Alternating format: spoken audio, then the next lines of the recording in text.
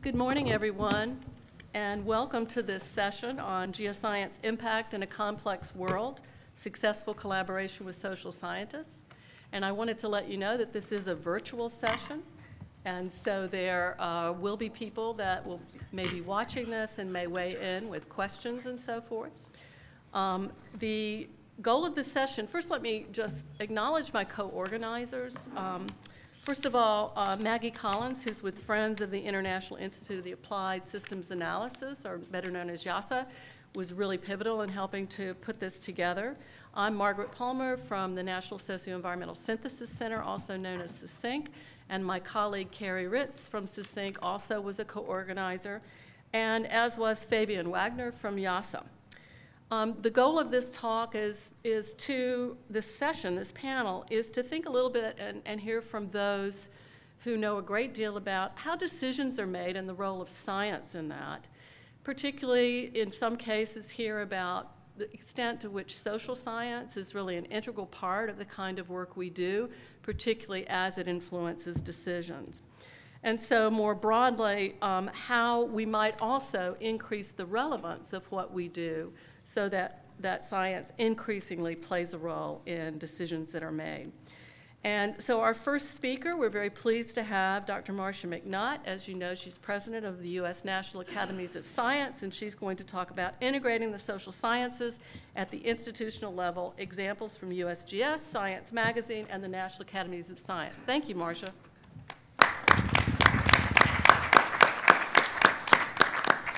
Okay, good morning, everyone. If I could have my first slide. I only have a few minutes here, so I'm not going to give examples from all of those institutions. I decided to focus on some things that were happening when I was at the USGS. And the first example I'd like to give, if we could, there we go.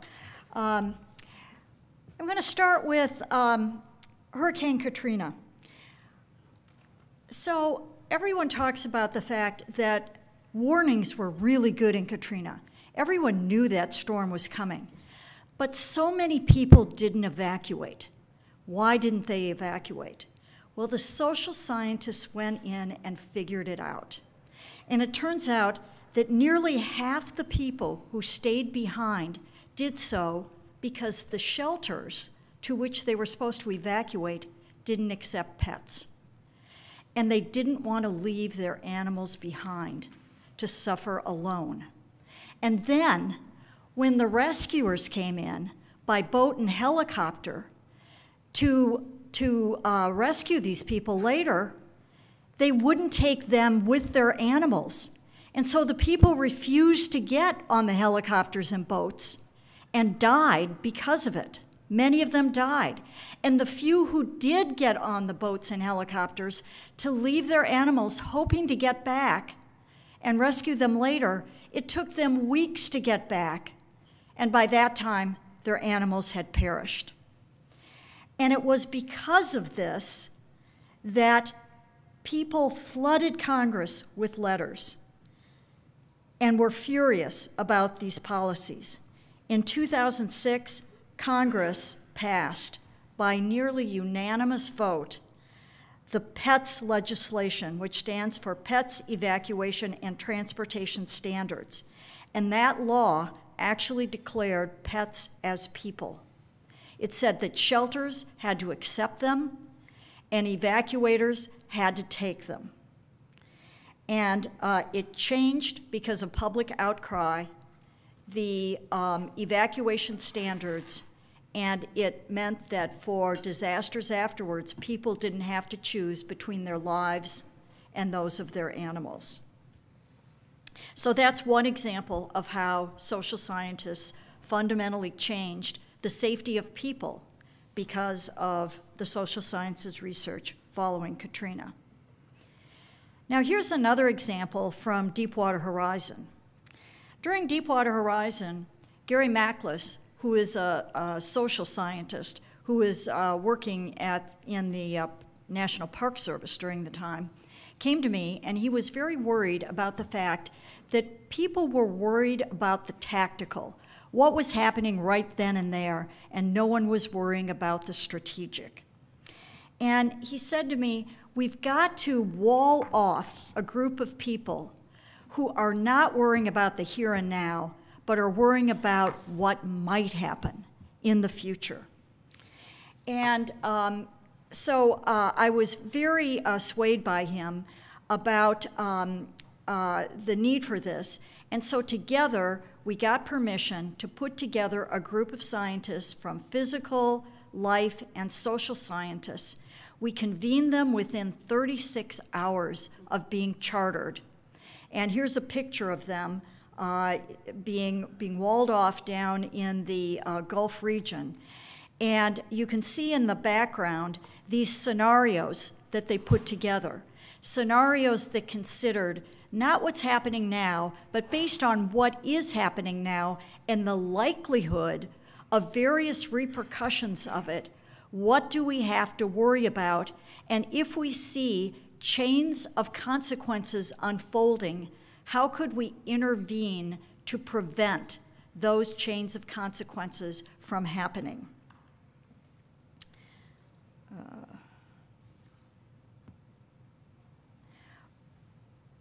This is not going. So the inspiration for this group, called the Strategic Sciences Working Group, was based on the Office of Strategic Services, which was formed during World War II. Focus on mission, not process. We wanted expertise, not representation. When someone from the Fish and Wildlife Service came to me and said, there's no one from Fish and Wildlife Service on your Strategic Sciences Working Group, I said, well, you know, who do you have that is an expert in this or an expert in that? We don't care about representation. Who have you got that's smart and that can solve this problem for us? We wanted access to leaders, and the important watchword was PhDs who could win a bar fight.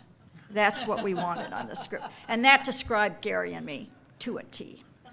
So, and it's because these people were working 16, 18 hours a day solving problems and worrying about what could happen. And let me give you an example.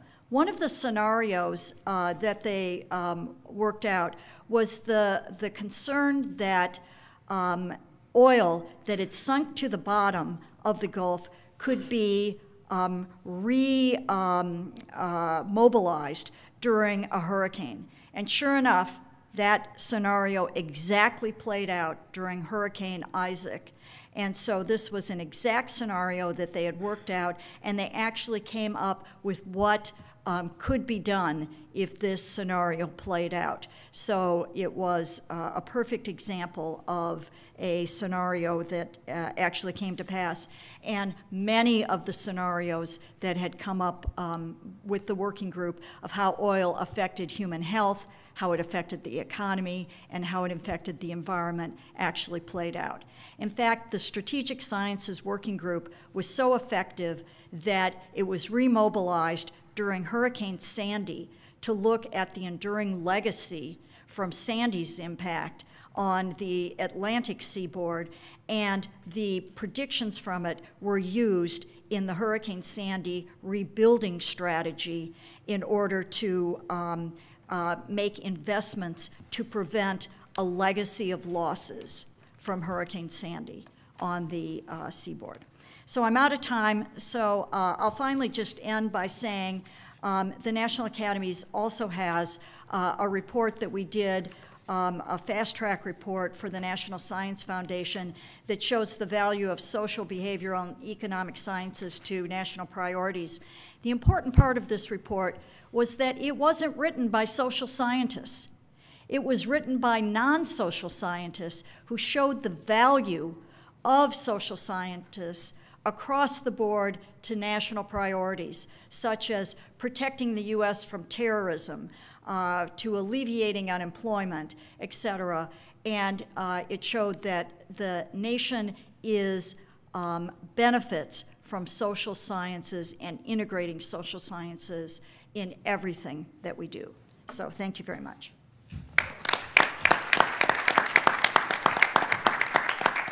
Thank you, Marcia. Our next speaker is Dr. Nina Pfefferman from University of Tennessee, and she's going to talk about math, a critical, treacherous bridge between scientific disciplines. Nina. Thank you so much. Hi, everybody. I don't know about you, but now I'm kind of wondering if I could take Marcia in a bar fight. I'm not sure. All right, so quick poll of the room. Hands up if you're in your soul, you identify primarily as a math person. Awesome. Hands up if in your soul you identify primarily as a social person. Awesome. All right. So what I'm going to talk to you about today is informed by some of my experiences. I am in my soul a nomadic mathematical modeler. I'm classically trained as a mathematician, but I don't work as a traditional mathematician. I work as a modeler. And ultimately, what modelers do is think abstractly about systems and, it's telling me I'm okay. There was a little yellow blinky light. I was an animal. I got distracted. So what we do is we think fundamentally about systems, and then we try and understand them in the exacting, precise, and really nitpicky, annoying way that mathematicians try. So how many of you were annoyed by your math professors in college? Really? How many of you just aren't admitting it because you're polite? Yeah. No, we're annoying when we teach math. And the answer is because what we're trying to do is teach this rigorous method of thinking and this rigorous method of approaching every problem and distilling it down to its bare essence that can then be logically treated in a way that can be not necessarily even communicated, but mutually understood because the logic becomes so plain as to command its understanding. And that is what is most beautiful and compelling about math. And then from that, we can go into almost any field. And so I'm going to talk to you about integrating social sciences with geophysical sciences using the bridge of mathematics and using essentially people like me as a tool in order to be able to foster the communication between the disciplines of social science and geophysical science that do still have each to their own logical underpinnings in a beautiful and rigorous way, but do not natively communicate well with each other. And so instead of trying to communicate, instead of trying to interpret between these disciplines, I'm going to advocate for using not just mathematical modelers, although of course I think we're fantastic, but people who are trained in these ways of listening carefully and distilling into abstract logic how anyone else's field can be understood, and then trying to make that bridge in understanding within the same discipline, within the language of your translator. And so I will be talking about the translator being math. And so I think if I do that, all right, so here's a particular example of one time when I was probably useful, and I'm not usually useful, so I like that. So there was a wonderful working group that was funded by SISINC and by NIMBUS, which is the National Institute for Mathematical and Biological Synthesis. And together there was a proposal, not by me, I was one of the participants, but not one of the organizers, who were Lou Gross, Brian Beckage, Asim Zia, and Sarah Metcalf.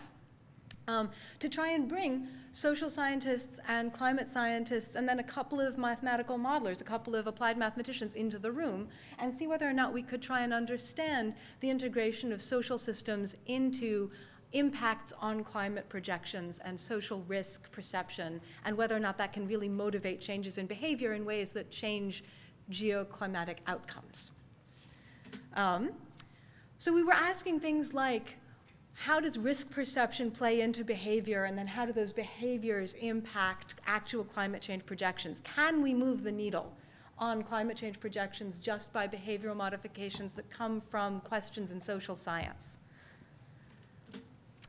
So we are not the first people to propose that these things are interactive, but we were some of the first people to try and go, oh God, how would we actually build this into a quantitative model?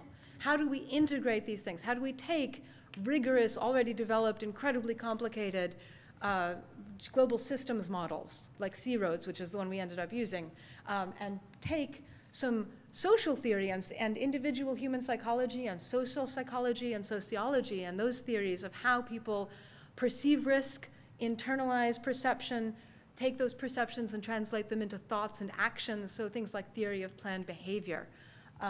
Because social science people, right? Yes? No. It's exciting. Everyone should go learn. It's fun.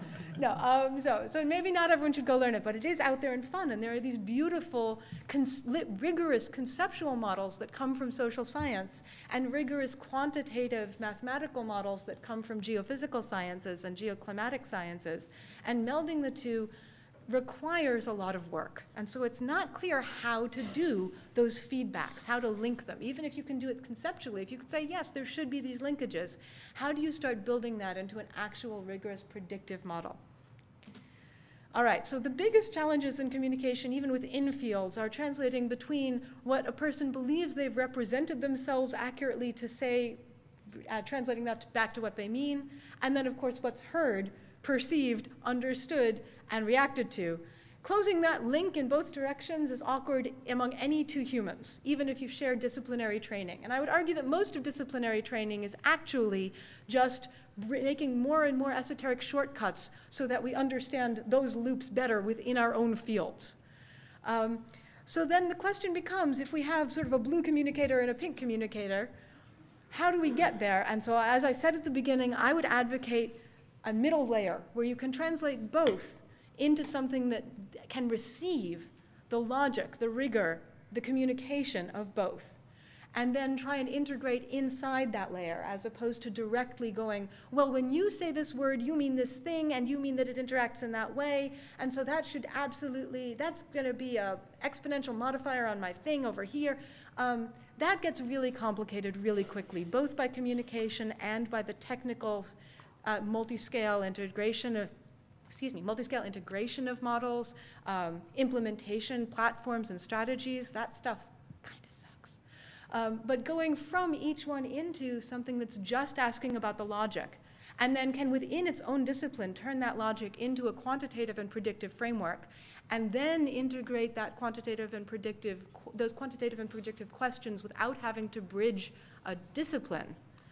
It's really kind of cool. So we put together what we call the perception, attitude, and carbon emissions model. And what we did basically was grab C-roads and add some social science and psychological theory into it in a nice, rigorous, quantitative way. We are not done with this. It is absolutely the beginning and not the answer. But it has led to some potentially useful findings by having done this process.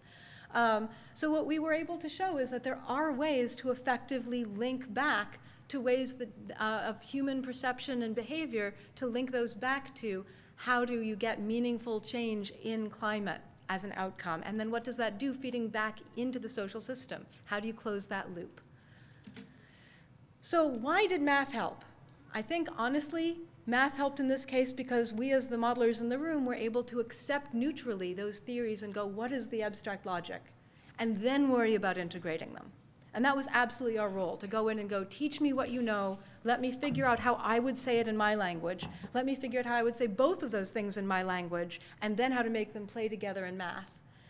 I don't think math is the only field that does this, but there are fields that are more specifically trained for practiced learning of other fields into those abstractions. I would recommend grabbing those people, whether it's mathematicians or other abstract thinkers. And so some places to find modelers, at home and abroad.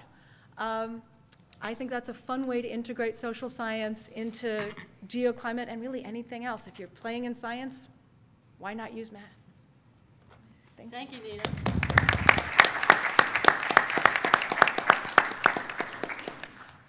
So much in the way Marcia talked about actually real outcomes having impacts from the science. Also, Nina, in her work, they talked specifically about things that needed to happen to maybe change those behaviors.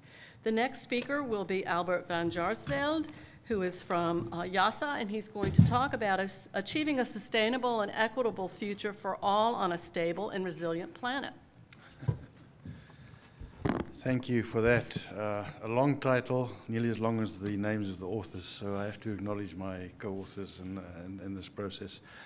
But let me start off by saying that we have a few short minutes, and in the time I have, I'm going to give you the 7 minutes. I'm going to give you 7 short little stories about what we have been doing at IASA to hopefully illustrate the point as best as we can. This is not responding. Do we know how to move it along?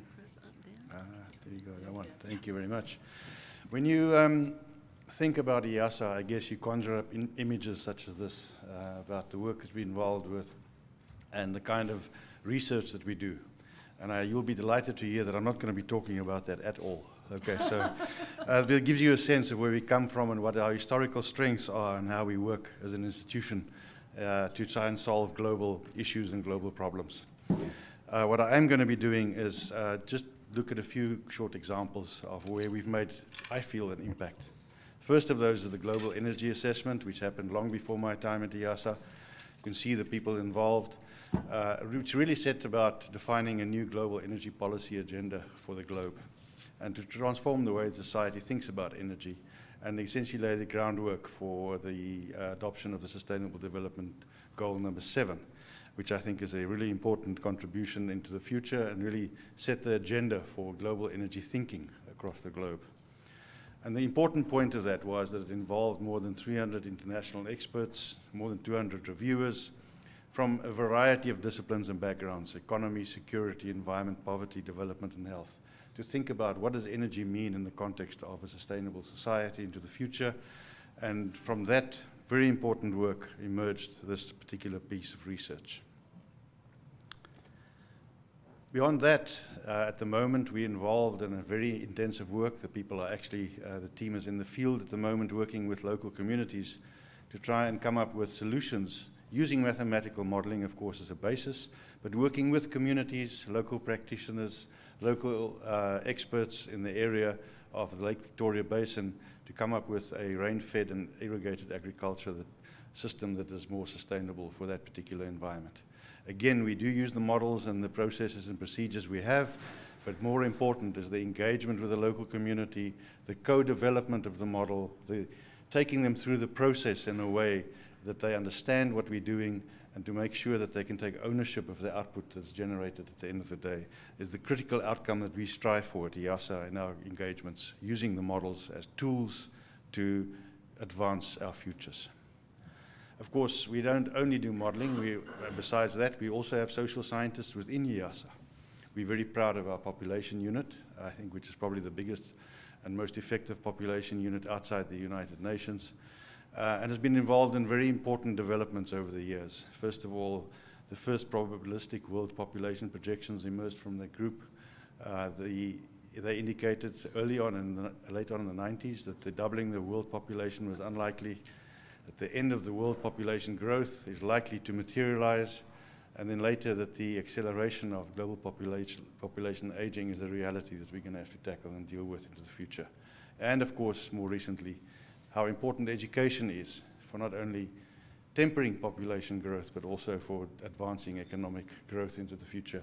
And these are just two scenarios that you see in front of you for 2060, a rapid development scenario with poor levels of, with good levels of education, and then stalled development with poor levels of education. And you can see the outcome in terms of just the population numbers, close to 200 or 170 million difference in terms of the consequences of the different development scenarios.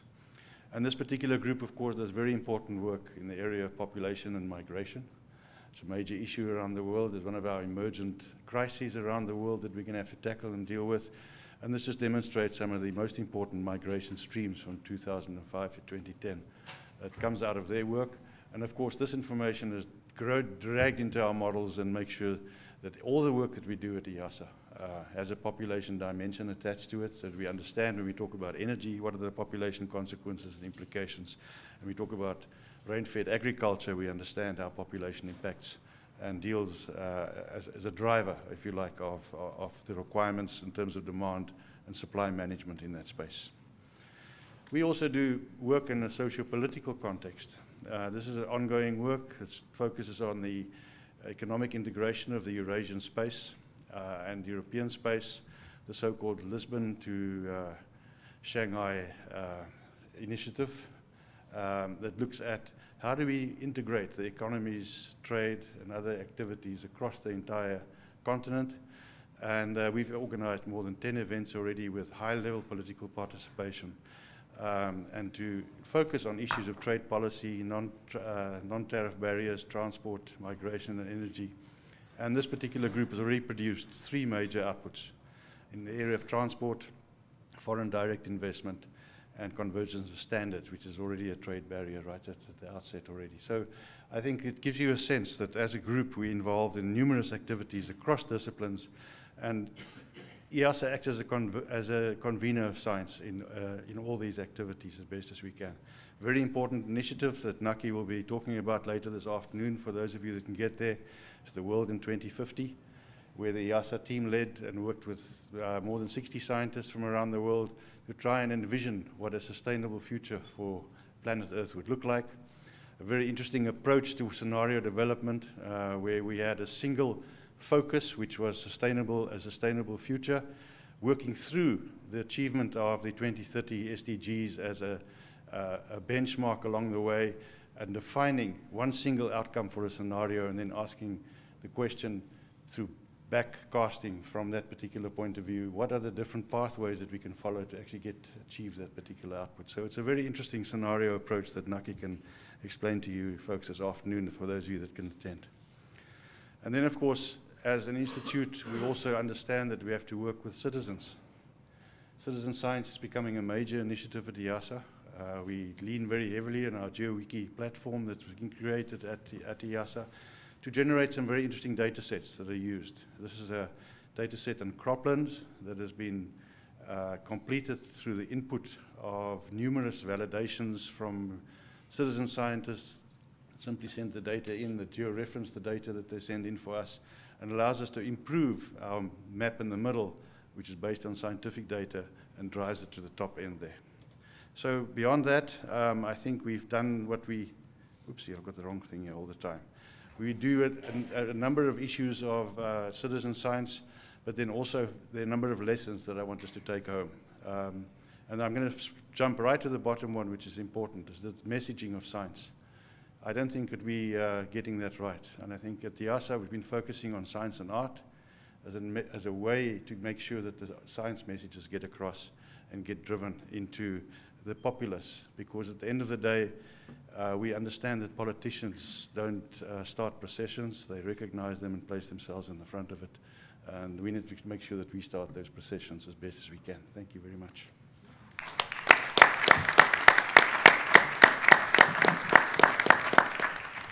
Thank you, Albert. Our next speaker is John Matthews from the Alliance for Global Water Adaptation, and he's going to talk about their work on climate uncertainty, ecological resilience, and robust water management.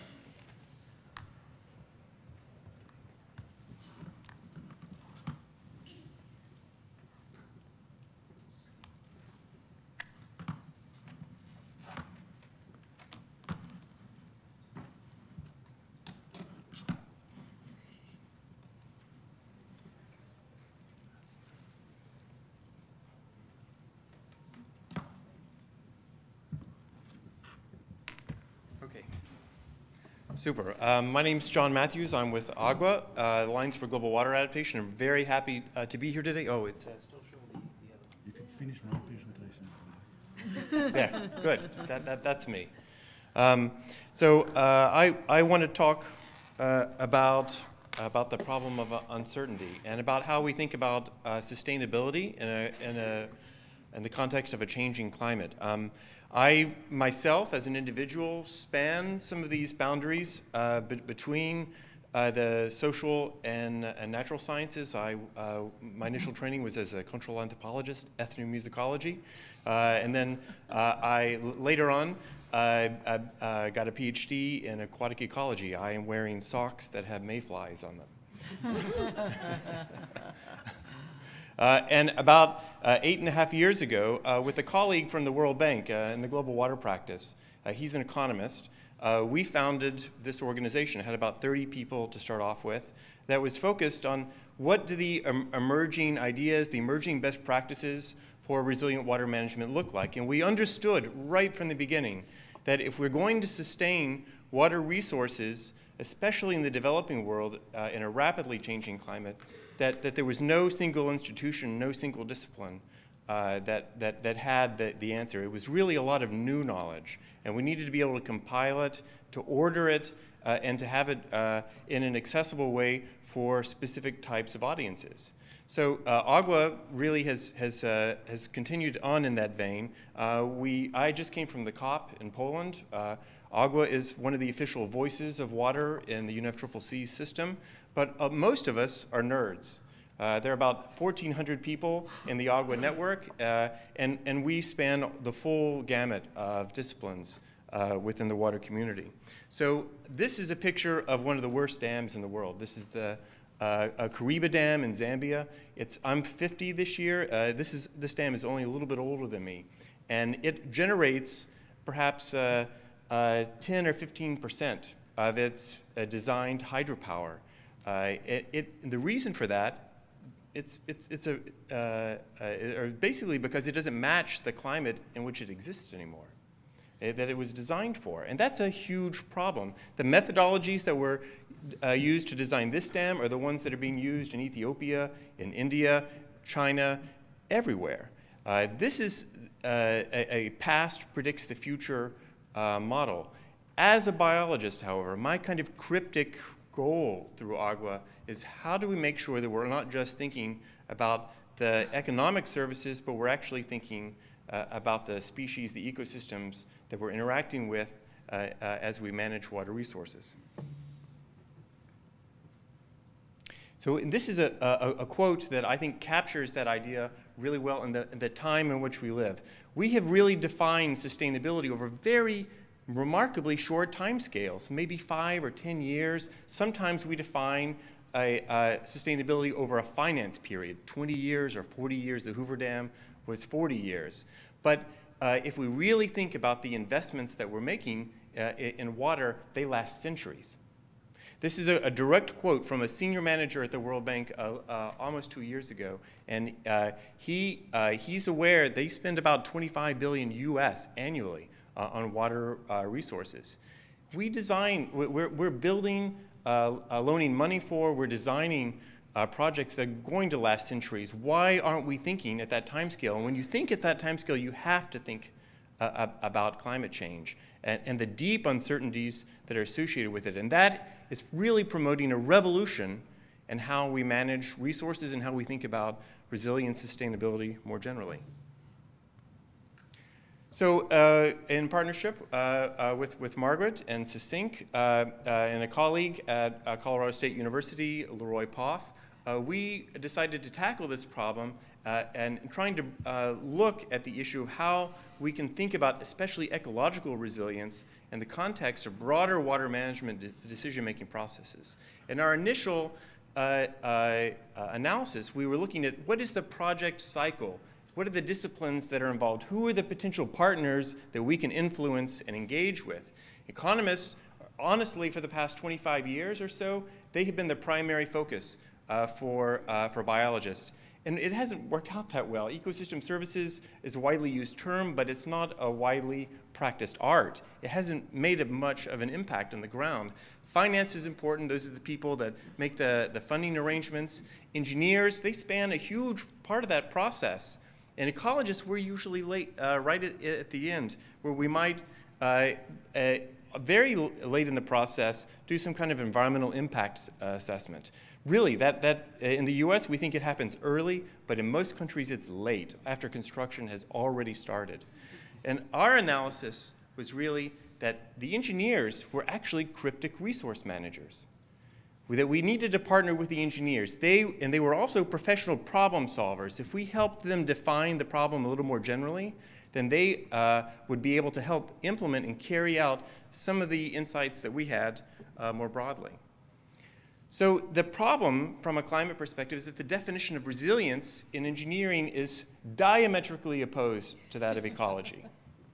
So engineering is really a command and control system. It assumes that resilience comes from simplicity itself. If we can make the problem really simple, then that actually is a resilient system, almost by definition. Ecologists are messy. I have a good engineering friend with the Army Corps. He says when I talk to a utility manager, he gives me 3 variables. When I talk to a farmer, she gives me 4 variables to worry about. When I talk to an ecologist, she gives me 227 variables.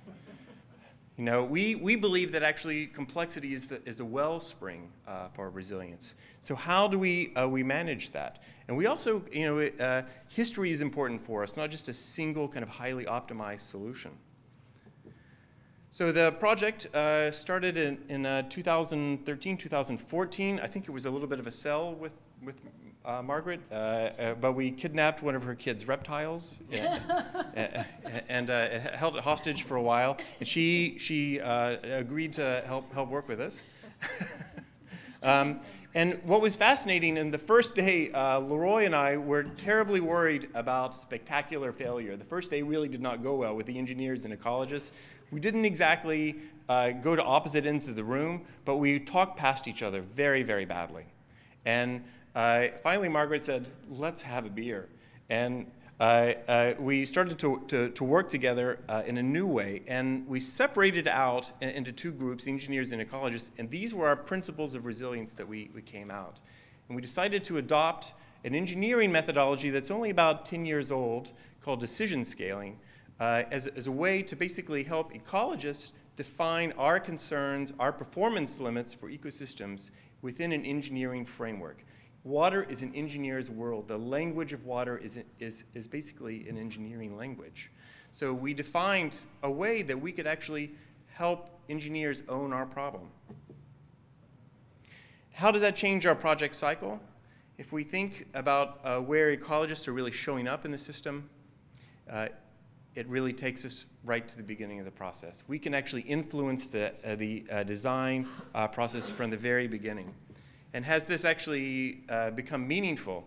Well, this is a publication launched actually in Paris about 2 months ago, and then this week again at the Millennium Challenge Corporation, a US government aid agency.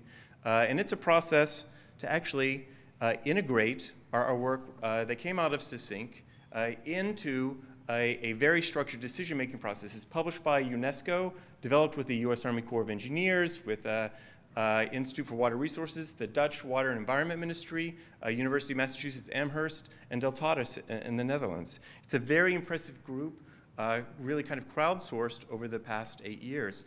And this work at CISINC is right at the heart of it in trying to integrate ecosystems into resilient water management. So this is a case study that we finished actually last June. This is working with the Mexican government, funded by the Inter-American Development Bank, working in 300 basins to develop an adaptive environmental flow program across Mexico. Again, using the same approach. It's really the world's first climate adaptation and environmental flow program at a national and policy level. And this is what it looks like. It's defining an ecological performance limit for, in this case, one specific basin. So, to date, CRIDA in particular, this general guidance, it's been implemented in 12 different countries already on publication and already underway in many others. Thank you very much.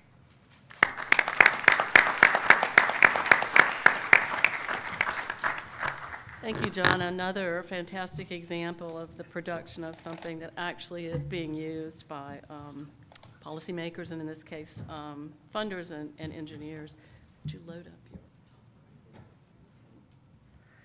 your... The next talk will be by Holmes Hummel, and he will be telling us about forging public-private partnerships on a journey from integrated assessment models to real-world technology transition.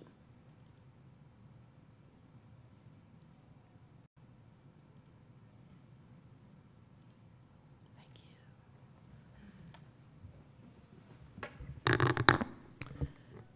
Good morning. How are you? Hey. Thank you. I'm very honored to be with you today. In fact, both the National Academies of Sciences and the International Institute for Applied Systems Analysis have been important to my experience as an interdisciplinary scholar and a professional working at the intersections of technology, policy, and finance. I'm privileged to be able to share just some insights of experience from that vantage point. Margaret, help me out with which... Thank you. So because the theme of our panel is on collaboration, I wanted to point out that my experience with cross-disciplinary and interdisciplinary collaboration between geoscientists and social scientists was forged in my tutelage under the auspices of Dr. Stephen Schneider, the late and great climatologist who was galvanizing a lot of different types of conversations between geoscientists, climate scientists, and social scientists throughout his entire life. At Stanford University, I benefited from the mentorship of scholars in multiple different departments, and they catalyzed additional collaborations that ultimately led me to a young scientist summer program experience at the International Institute for Applied Systems Analysis. And Naki is with us today, photographed here on the lower left. I had the privilege of working with the global greenhouse gas team at IASA, and in fact, this is a picture of my class of cohorts and the office in the attic where I was one among the 50 or so PhD candidates stuffed up for a summer in an underused space in order to produce new contributions to the field. And it was a challenge to do so with such an expert team, but they also supported my naive curiosity about how to produce emission scenarios that would actually yield policy-relevant results. In fact, I was very, very plagued by the concept that our country, our nation, our world was not on a compatible path for carbon dioxide pollution and sustainability, to put it lightly. But all of these projections cast into the future, diverging from where we thought we needed to go, created this vexing tension. What's the difference between the path we're on and the path that we want to be on? And if the modelers can actually produce a composition of technologies that would allow us to make that transition, how do we actually get on that path? I spent the next few years working with Jonathan Koomey and my advisors at Stanford to complete a dissertation that actually applied a standardized system of decomposing these models in order to infer the policies that might apply to a global scenario in order to produce approximate results of this type. Now, why would I go about trying to reverse engineer the obvious answers from the model I had just analyzed? The answer is because the modelers themselves, just as Nina has explained, had a very common habit of abstracting in their models a kind of perspective that was hard to attain. In other words, it took a view of the omniscient, omnipotent, benevolent dictator who had perfect foresight, could optimize for a global greenhouse gas target with a worldwide carbon price, contain all externalities, sustain those institutions that would allow them to support that policy for a century, and allocate capital anywhere at any time. Any takers? And as I finished my PhD and moved out to a Congressional Science Fellowship that was sponsored by the American Association for the Advancement of Science, I found myself on Capitol Hill here in Washington, D.C., again vexed that I was the recipient of a tremendous amount of insight from the scenario analysts that had no policy relevance to the problem I actually found myself facing, which is that I wasn't omniscient, omnipotent. I faced a high degree of uncertainty, great fractiousness. Certainly, I didn't have any kind of global coherency, and all of those challenges mounted. So I moved on from my Congressional Science Fellowship to an appointment, which was a deep honor to serve in the Obama administration as the Senior Policy Advisor in the Office of Policy and International Affairs. And the first type of question that we picked up was, well, if we don't have all those superpowers that the modelers was ascribed to us, how do we accelerate the development and deployment of the technologies that we know that we need? And with the good guidance of the National Academies of Sciences, which had recommended to us that we undertake a quadrennial technology review, I joined Professor Steve Koonen's team, he was the Undersecretary of Science and Energy at the time, to complete the first ever technology strategy review for the Department of Energy. In that process, we divided the energy system between stationary and transportation segments for good reason, and then we actually mapped across all of our different agencies in the federal government, all of the different locales for the policies that we would need to touch and the social science implications of the technology transitions that we were trying to manifest. This checkerboard is extremely difficult to play. If you imagine yourself an appointee with a measured life of 4 years or less in your job, you're working with civil society experts across these agencies that might spend a lifetime dwelling within their agencies. You're working with a whole nother level of cross-disciplinary challenge. Now you add on the challenge of multi-resource problem solving. The very next year after the Quadrennial Technology Review, we ran into a historic drought. And I was the lead on the Energy and Water Nexus project and tried explaining everything that you were just going to do on your energy technologies and then couple it with the water technologies that you wanted to introduce at the same time. Now, just to be closing here with the sobriety test, I want to point out that on the left-hand side, 80% of the energy sector's composition is still fossil fueled. And so for those of you that live in a 100% renewable energy future today, this is the bubble you might dwell in. That tiny 2-pixel wide piece of renewable energy, that's the portion of our national profile that needs to basically move with a rate and speed we've never seen, with an economy larger than we've ever had. With that in mind, it was one of my greatest concerns as the senior policy advisor during the recession to find that we actually tracked off of our path of growth and investment, and we've lost $500 billion in footing in the global profile of investment since the end of our counter-cyclical spending against the recession. Looking into that, the National Academies of Sciences commissioned this report, The Power of Change, and one of the most interesting challenges that we had in collaborating on this report was the lack of social scientists with expertise in financing clean energy that also met the National Academies of Sciences' rigorous qualifications for participating on the panel. In other words, the Venn diagram of the people in the field that had the expertise we needed and could actually participate in the Academy's proceedings was very difficult for us to satisfy.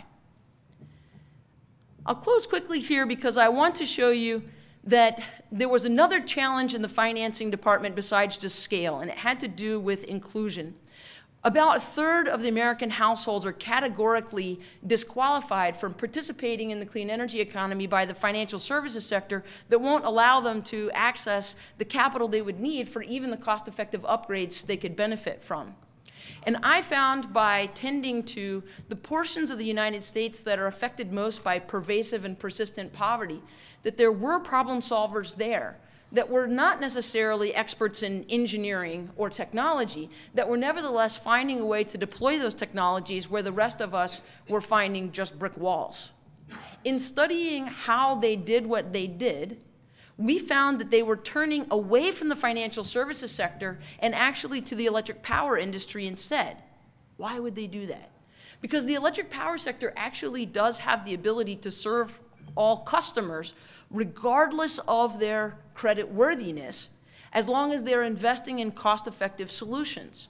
So a utility that can recognize distributed energy solutions as having cost-effective profiles can actually overlook the socioeconomic barriers that was splintering the base of political support that was preventing us from moving ahead with the clean energy policy platform we knew our nation needed.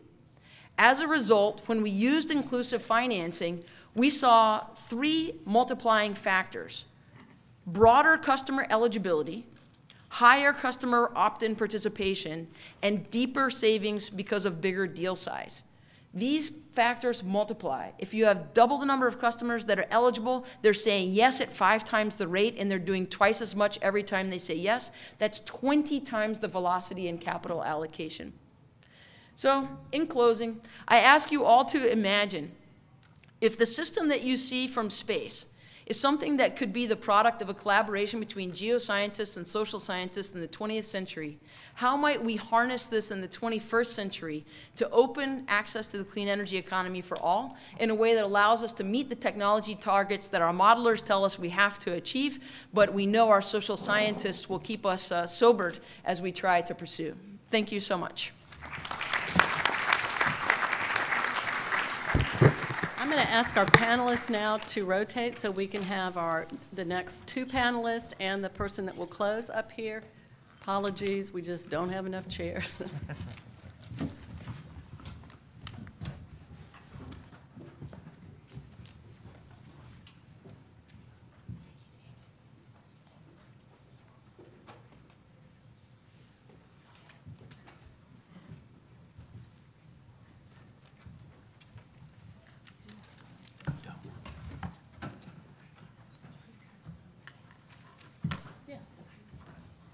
After the discussion. Okay.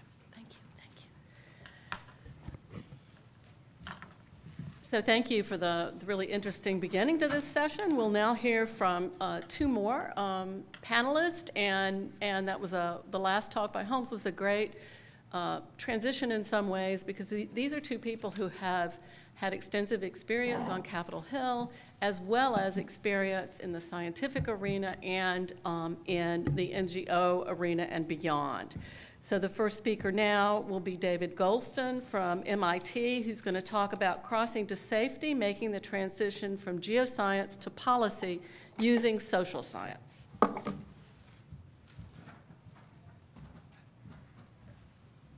Thanks. Thanks for having me. I think I'm the only non-scientist on the panel, which I'll prove by not having slides. I think Holmes's talk was a good segue because I'm going to start by talking about some general points about making this transition, and then we'll move into some examples. And I'll talk initially about geosciences more generally, and then start bringing the social sciences. I should say my perspective comes most from Capitol Hill, but I think the things I'm talking about apply to certainly legislative branches everywhere, but I think all kinds of government policy making, and also to NGOs, where I also worked. Both NGOs and policymakers are basically trying to figure out how to formulate policies and how to sell them, right? And those are the two kinds of effort scientists can bring assistance to both those efforts. And indeed, probably the social scientists that policymakers spend most time with are pollsters, and there's something to be gleaned from that. So the first point, and maybe the most important one that sometimes seems obvious but is often forgotten, is when you're moving into the policy, that when you're trying to affect policy, you're a scientist moving in the policy domain. You're not a scientist trying to pull the policymaker into your domain, right? So you really have to think about it from the point of view of the policymaker. And policymakers start not with a question of concern about scientific disciplines, which they're somewhat oblivious to. Science is this thing that's supposed to answer problems for them. They're not thinking in terms of disciplines or subdisciplines.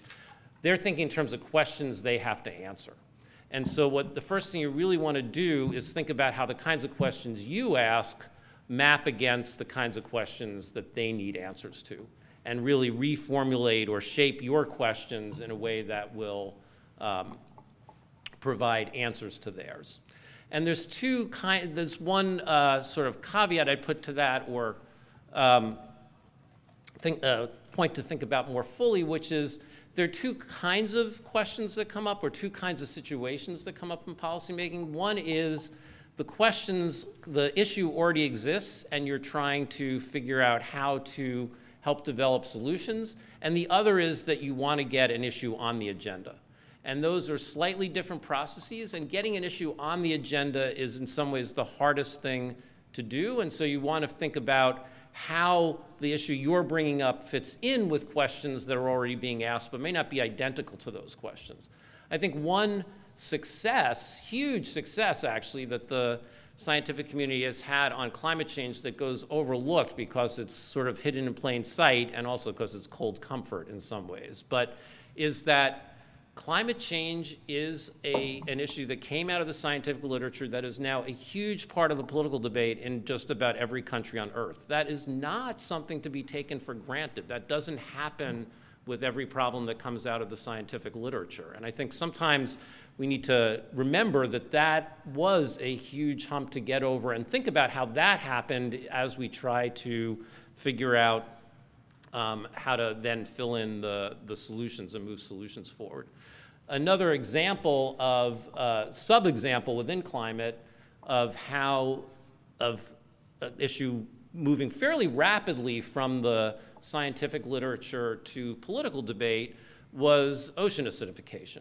And I actually wrote a Nature column about this about a decade ago, but this was a very, very conscious, targeted effort to move something, a new concern, into the policymaking debate through things like coming up with a name for it that was scientifically accurate but didn't obscure what the policy implications were, using bridge organizations like Compass, which helps ocean, now more areas, but originally ocean scientists talk to policymakers to get to the key policymakers that could start looking into that issue and bringing it up on the Hill, and starting with the people, starting with a small group of people who could then help, and also doing the same thing with targeted media, having people in really a set of small elite publications, not small, elite publications like the New Yorker start bringing this issue up so the kinds of policymakers that were going to respond would see it there and say, okay, there's something out in the public, what can we do about this? So this question of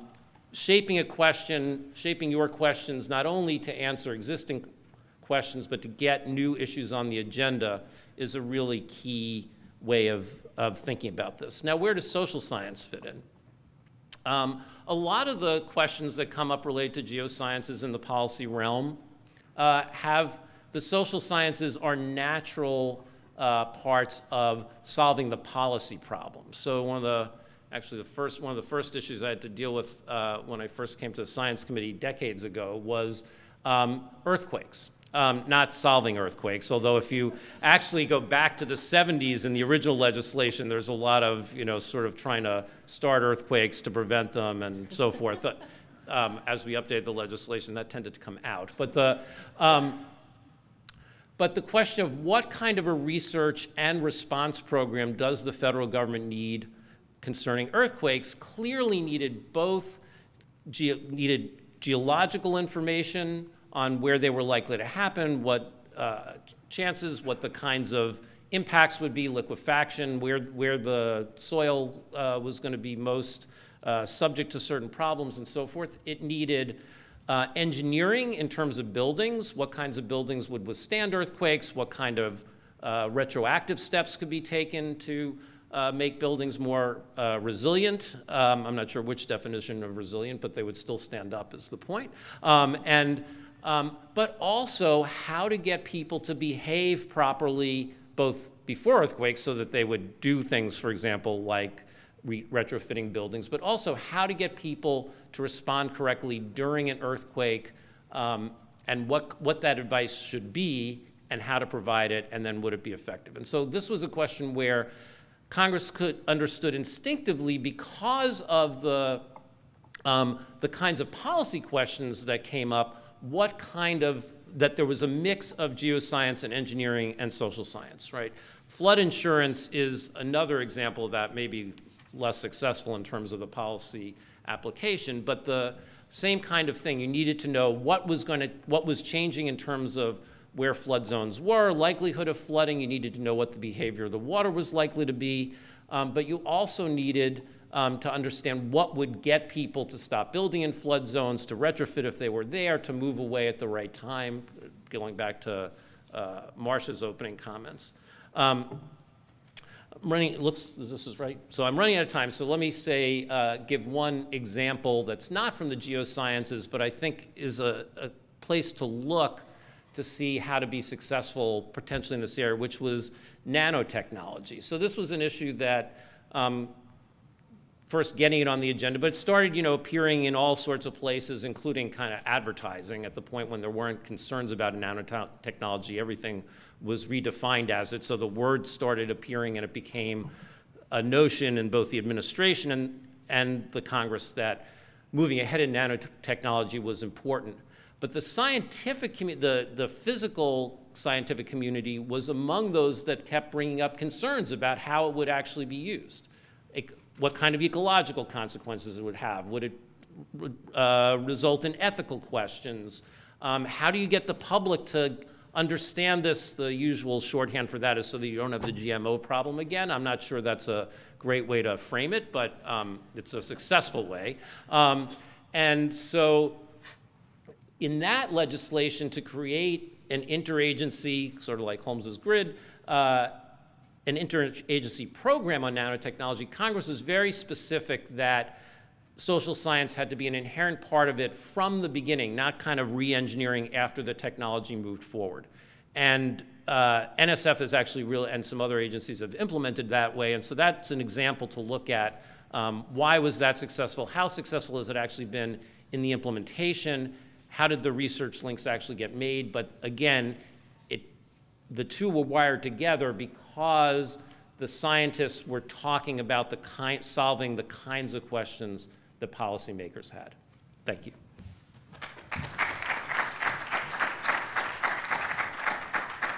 Thank you, David. Our final speaker, before we begin the panel discussion, and then after that we'll have concluding remarks, is Barry Gold with the Walton Family Foundation. He's going to talk about moving beyond sound science to achieve conversation, how social drivers and policies enhance the effectiveness of economic incentives. Barry?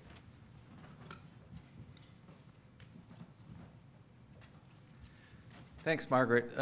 It's great to be here this morning, and really look forward to the discussion afterwards.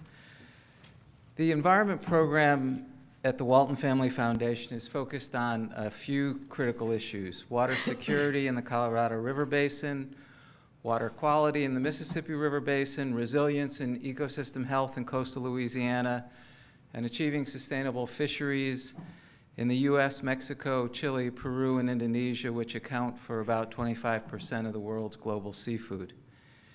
In each case, we take a long-term systems approach intended to find durable solutions that benefit people and the environment. Up, down.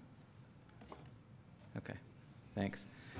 As we implement, and we do this by developing theories of change first that are based in the natural and the geophysical sciences, and as we implement our theories of change, what we've learned is that understanding the ecological and geosciences is not enough. It's a necessary but not sufficient condition, and that what we have to do is integrate the social and policy sciences into everything that we do.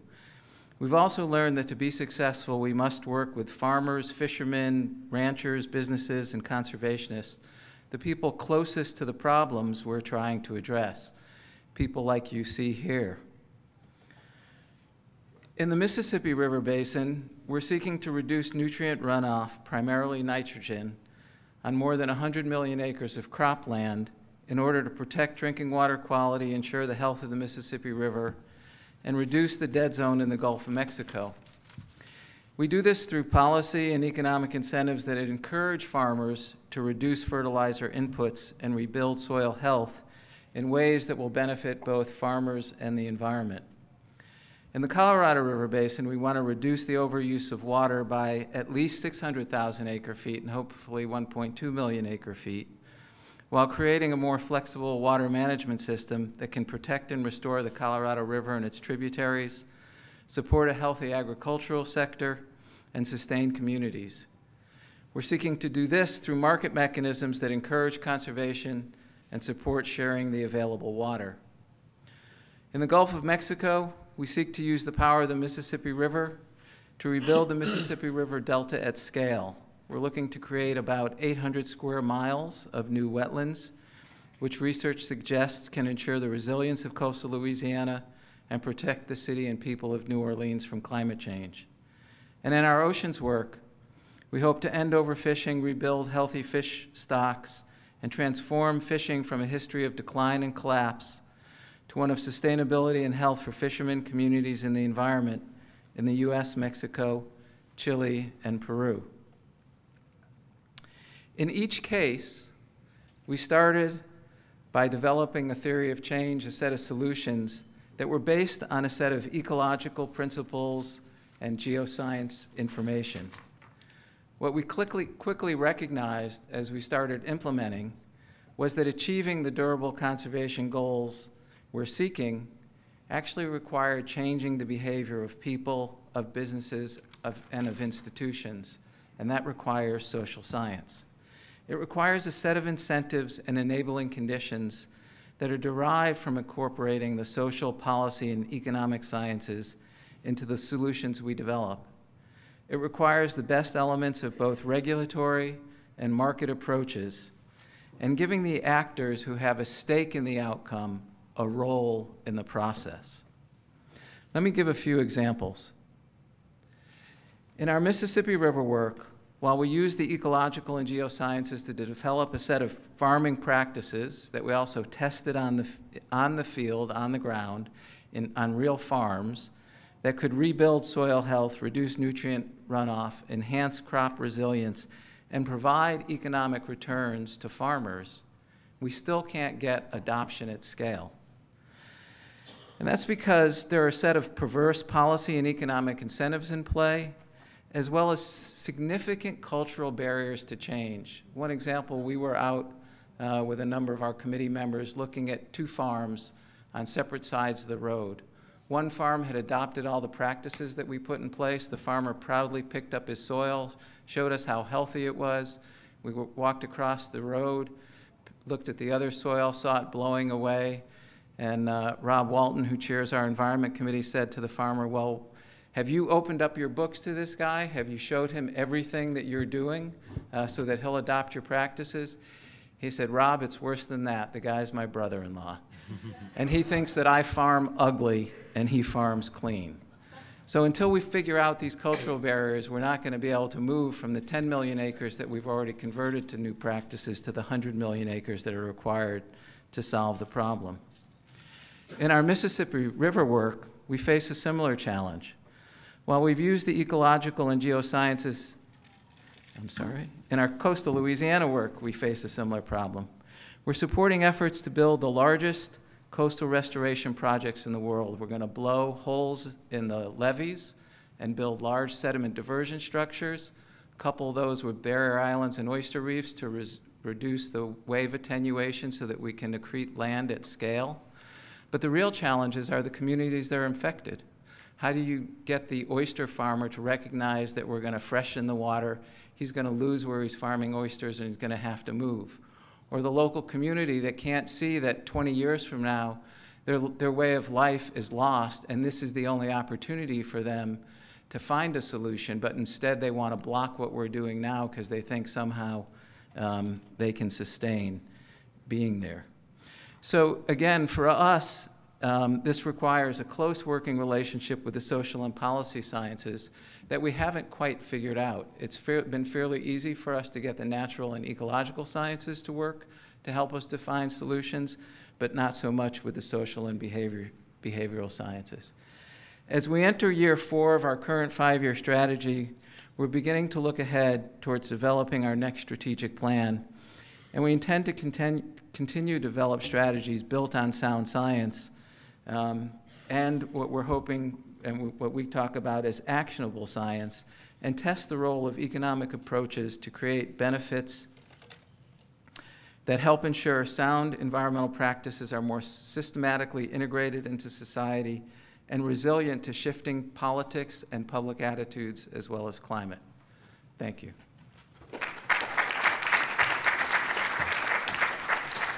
If we could get our panelists all up here, I think I can make room. Begin the discussion.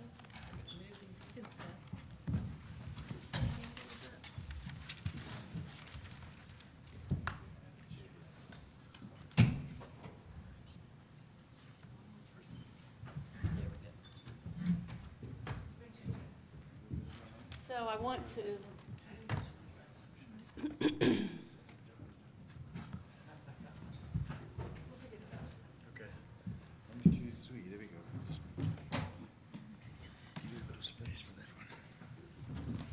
We're still going to have to get very close together.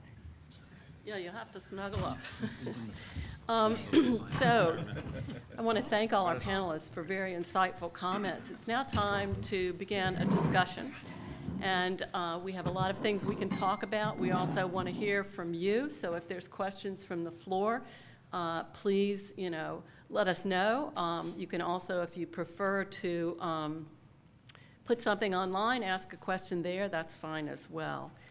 So just to get us started, we heard some really good examples of projects in which social sciences were pivotal to that. I want to hear a little bit about what some of the specific barriers are. And I don't mean barriers of working with one another, such as different languages, different epistemologies, and so forth.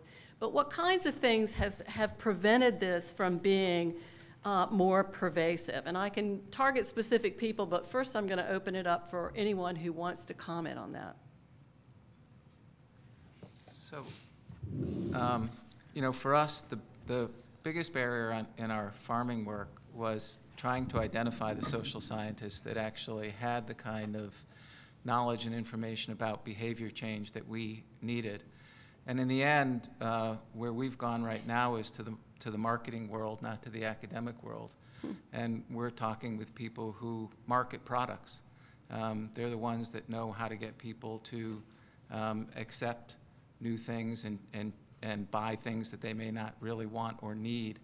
And they've been the most practical in providing advice to us on how we can get farmers to change their practices. So social scientists from the marketing world. Interesting. Yes, Marcia. So maybe I can answer the question by saying almost the reverse. Most of my examples with integration of social sciences have been in emergencies. Mm-hmm. And in emergencies, no one says no. Everyone drops everything that they're doing and responds immediately. And what I'm concerned about is maybe that in non-emergency situations, people are pretty comfortable in their status quo. And the seeing the opportunities in collaborating with new groups, they see this almost activation energy to reach across and drop what they're doing and what they're comfortable with is too much, whereas they don't worry about that in an emergency. Yeah, that's interesting. I was thinking about particularly when when Nina was talking about math, I'm thinking about that as a boundary object, and I was sort of thinking that through this, and I thought, well, are emergencies boundary objects? In some way they are. It brings everyone together, so that's one way to facilitate it. Albert, did you have a comment you wanted to make? Just one thought. I think there are conceptual barriers as well in the conversations. I think, and maybe by virtue of a story, this comes out of the Millennium Assessment process when one participant jumped up and said, Bob, just generic Bob, I'm talking to right? Bob, the whole problem is you don't understand the grandmothers.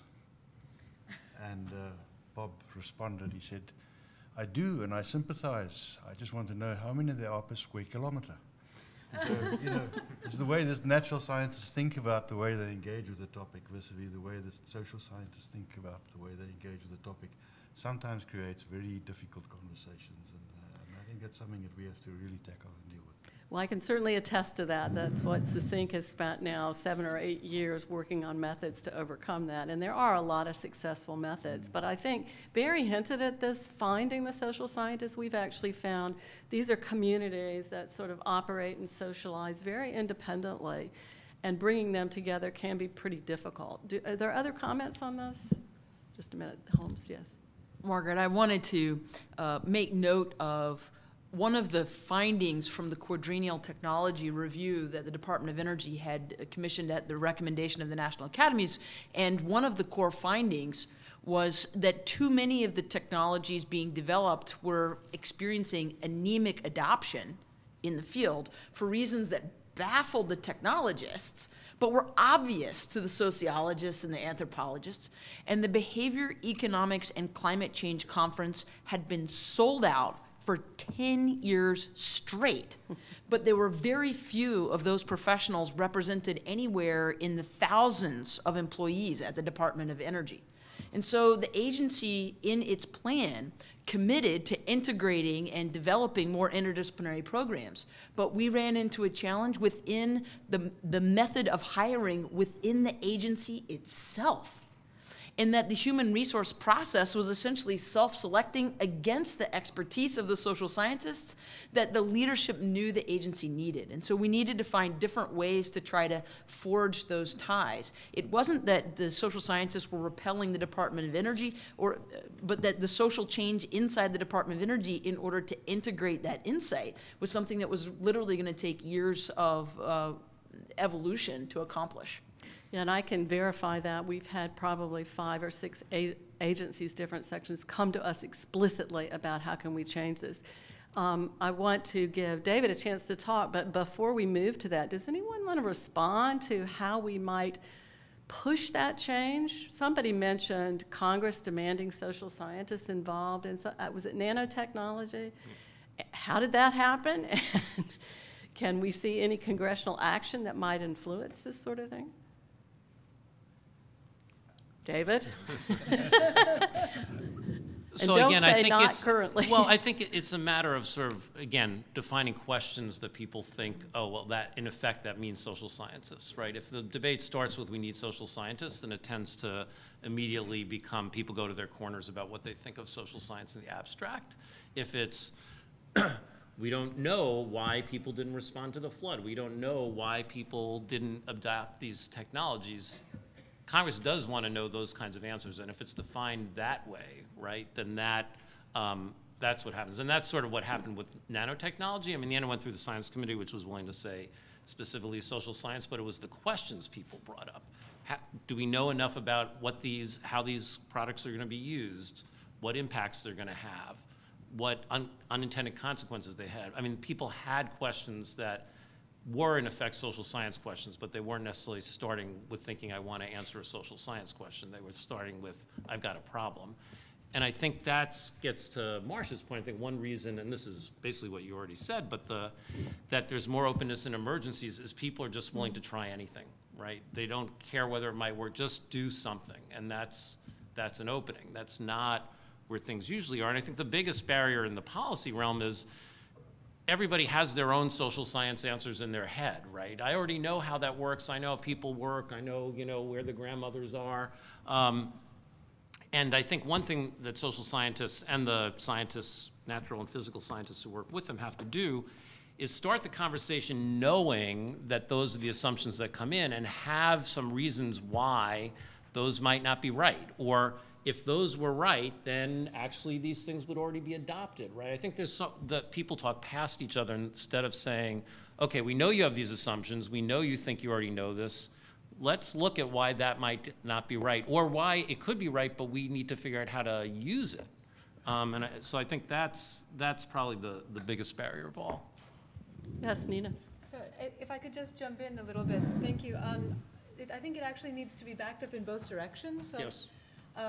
Because in the same way that scientists can miss the opportunities for how to communicate well and how to understand a sociocultural landscape, if we start turning instantly with the understanding that we will need both to a sociocultural response, we can miss some opportunities for different technologies and natural Yes. and physical science answers Right. that we haven't been necessarily studying because we weren't asking the right framing question.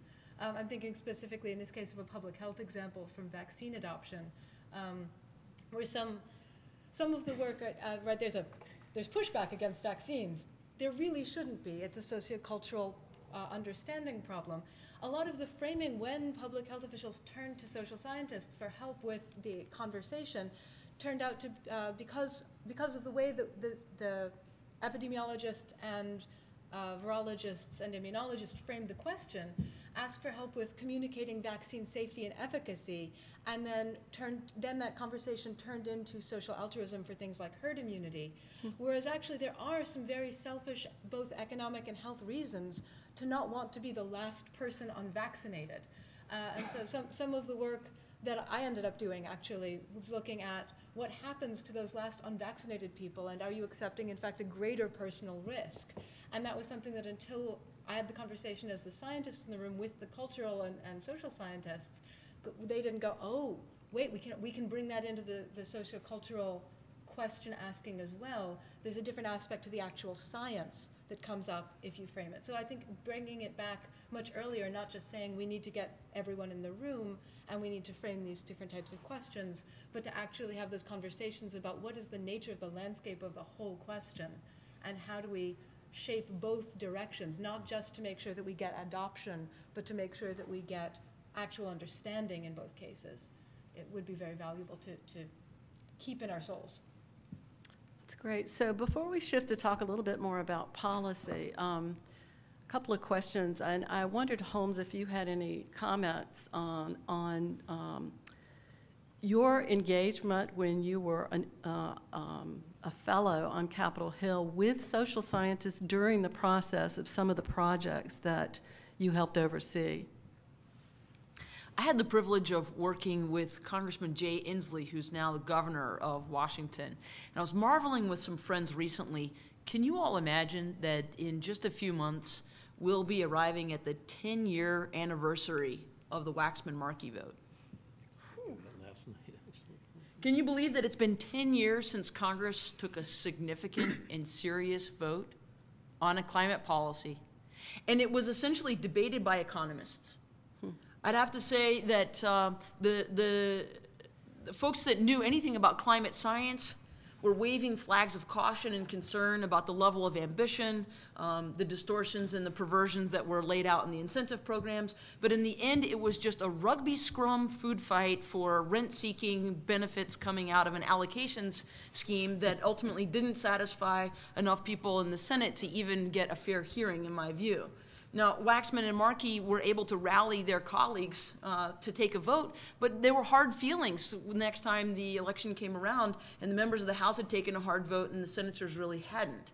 I think it's important for us to imagine the 10-year period that's happened since then. What kind of long shadow that cast. I'm not sure that there was anything that social scientists or geoscientists could have done about that, but I think that there's something about the restlessness among those of us that know about the natural science concerns that may have thrown caution to the wind about some of the political science that would have been important to heed at that time. Interesting. So I wanted to ask John if you could comment at all on if the AGWA project has been engaging social scientists and to what extent that may have intersected with your links to the World Bank and so forth. And then after that, I'll warn Marcia, I wanted to ask her to talk a little bit about what the National Academies is thinking or doing with respect to this issue of more research being fundamental and applied research being including social and natural scientists from the get-go and potentially stakeholders, such as stuff funded by the various federal agencies. So John, you want to start? Yeah, absolutely. So the most common social scientists that you run into normally in the water world are, of course, economists. And they are present in droves in many of the especially the development banks or the large water management government agencies around the world. So we interact in AGWA. We have many of them in our membership, but we also interact with them externally quite a bit.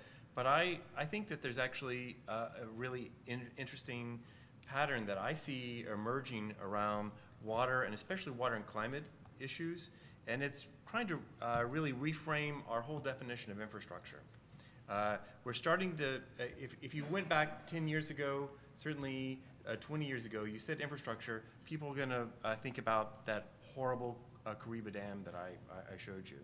But I think people have started to understand that, that infrastructure in a time of climate change actually has to be a much broader definition. It's not just poured concrete and rebar. It's actually the whole landscape, the physical landscape, the eco-hydrological landscape, including land use patterns.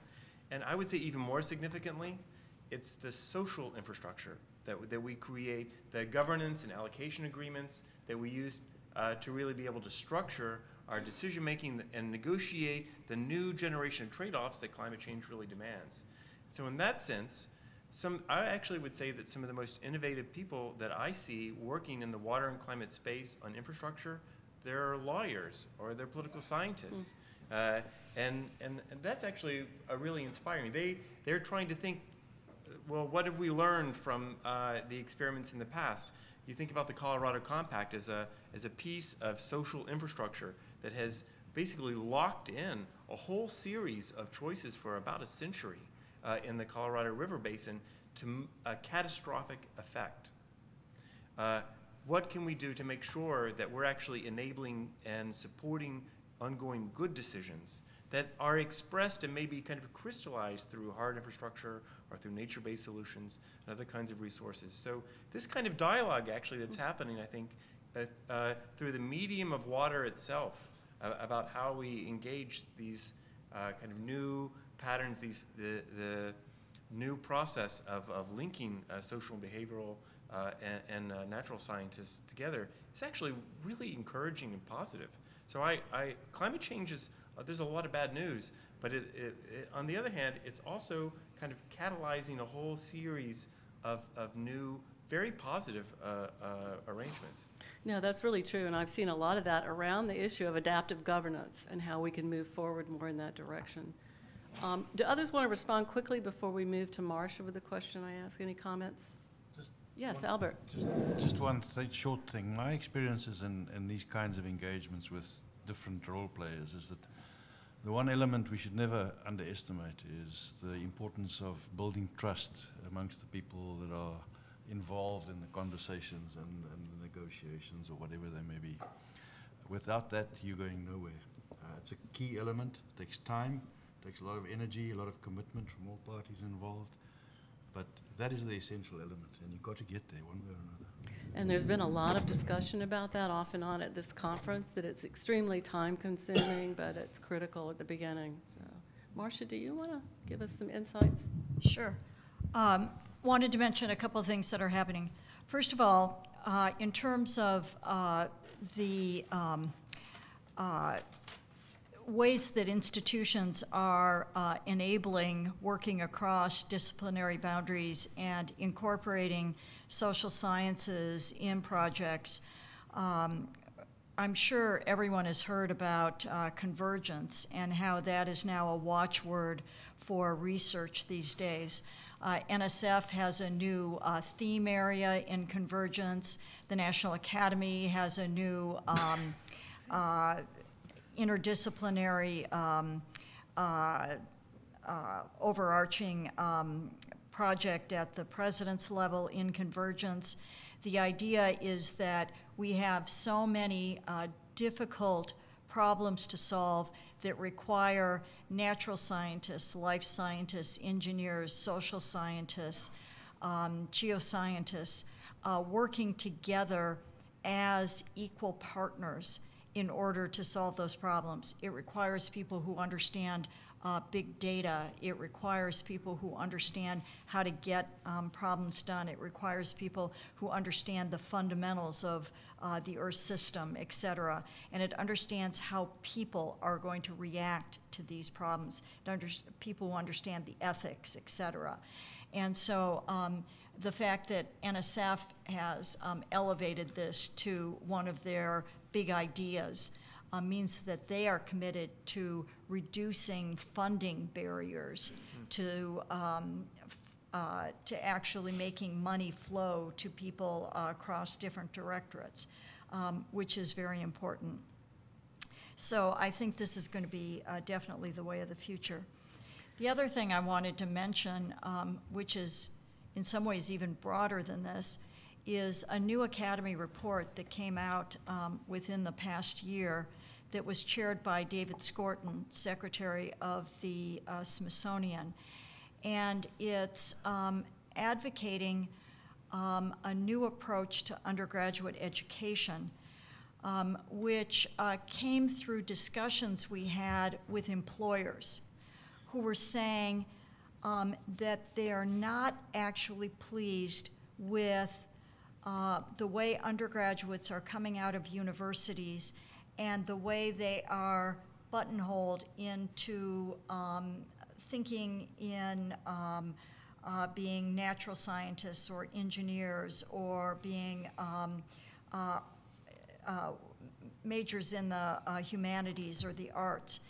And in this new report called Branches of the Same Tree, which comes from an Einstein quote, this report says that the education for 21st century workforce really needs to integrate education from the get-go so that students don't take a course in science and take a course in engineering and take a course in humanities, but these ways of thinking have to be integrated together in courses that teach people that they have to understand that design and engineering and problem solving are all part of the same fundamental human endeavor.